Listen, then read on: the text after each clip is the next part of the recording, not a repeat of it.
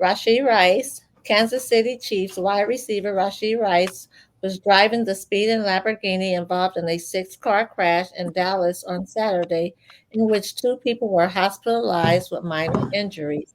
Rice, 23, was selected by the Chiefs in the second round of last year's NFL draft, and as a rookie, established himself as the team's most reliable wide receiver, tallying 79 catches for 938 yards and a team high of 7 touchdowns. So that's an impact player. So, they can't just, well, I mean, technically they could cut him, but they won't, they haven't.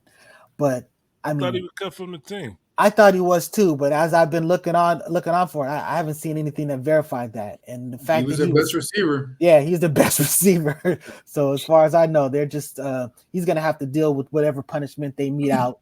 Yeah, he out here in these streets trying to prove that he's an impact player. Ouch. Yeah. So you telling me this dude was racing on a freeway? What he was in a Lamborghini that he was leasing for daily. It was like $1,000 or something a day. And he was racing someone in his car, which I think was a Corvette, on the freeway with other cars. They crashed and wrecked, and both of those dudes got out of their cars and ran. That's crazy. They just ran away from the scene, huh? That's crazy, man. Like it wasn't going to come back on you. You know what I'm saying? So now you got first of all, you're going to have whatever punishment that the league's going to mete out for you, but now you got to pay for that Lambo. There's a reason why you leased it versus purchasing it, and technically you just purchased it. So, I'm curious to see how equitable this is going to be, because on the same team, Andy Reid's son was drunk driving last year before the Super Bowl, injured a little young sister, who's paralyzed, has some serious brain injuries and whatnot. And he just got out of jail, right now. You know what I mean? So, it's going to be real curious how they deal with this versus players and coaches. Yeah. One of the things, I'm not going to place too much judgment. I think sometimes we get away from the fact that these are young men. I remember being 22, 23. I've never been behind a wheel of a car as fast and as powerful as the cars he was driving. But when I was 23, I had a Mitsubishi Eclipse. Man, I used to get on the highway if I see my friend or something like I saw somebody else, and I definitely would push that car to the limit.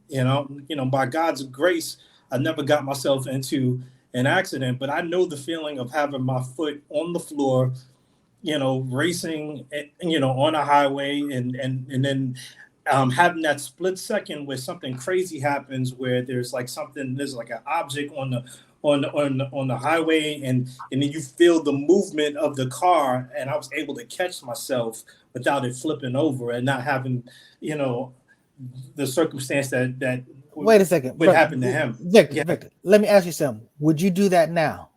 Of course not. See, that's the point. When you was young, you was dumb.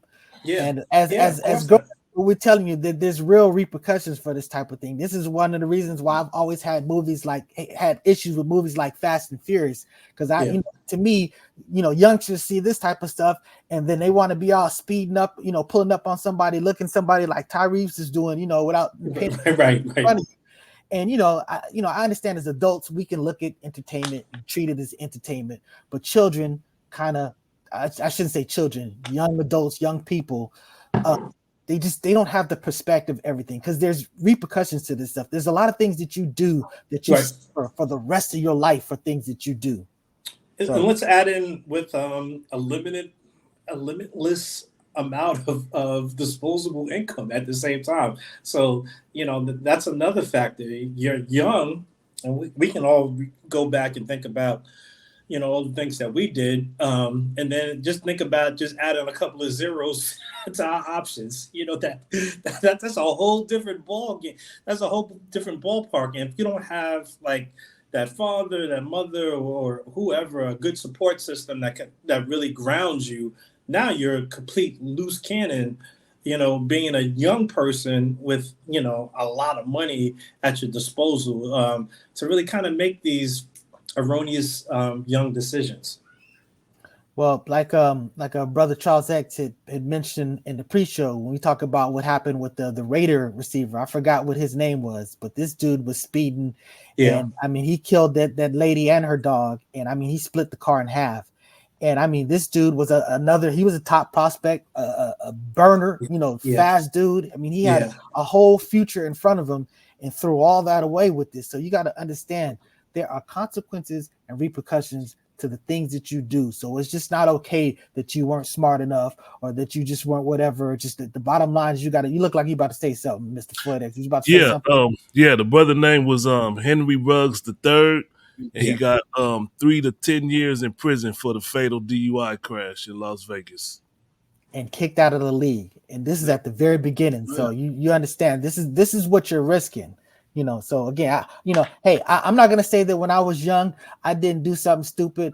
Shout out to my brother Mark Cordova. I remember he was in his sister's car and I was in my car, and we raced for about like the width of like the starting of when the light turned to it was probably about 5 car lengths, and he ended up crashing and running in the back of somebody. So again, that was that dumb stuff, but again, there's repercussions to this, so it's not an excuse. Just because I did something dumb doesn't make it not dumb. It was dumb for me too. So and these people do dumb with even greater repercussions, so we just got to understand.